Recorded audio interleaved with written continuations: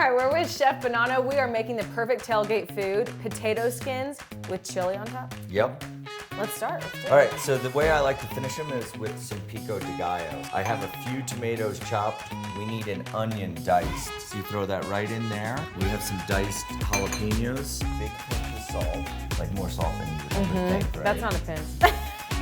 If you would squeeze some lime into that, finish it off with the cilantro and just a big splash of olive oil, and our Pico de Gallo is ready to go. So I had my potatoes that I baked, and I just put a ton of cheese on them, like sharp cheddar cheese. What's special about this chili we're about to put on top? So the chili, to me, is super simple. This is almost like the chili I put on a hot dog. Okay. Right? Like, because no beans, it's just all meat and onions and garlic. It's all about the seasoning, right? The Yeah, chili? it's just a quick chili. And who doesn't, it's almost like a sloppy Joe, which also works great for football, right? Right.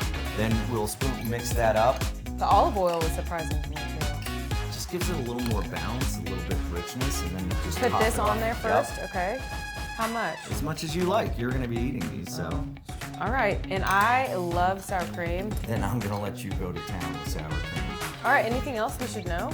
No, this is just now we're ready to eat. The best part. Yeah. You gonna try it with me? Yeah. Cheers. Cheers.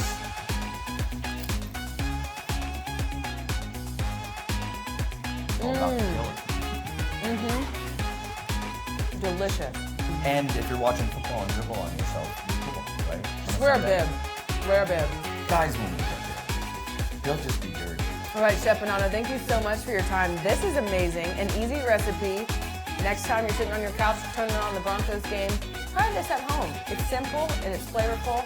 You will not be disappointed. And you may have sour cream all over your lips, just like we did.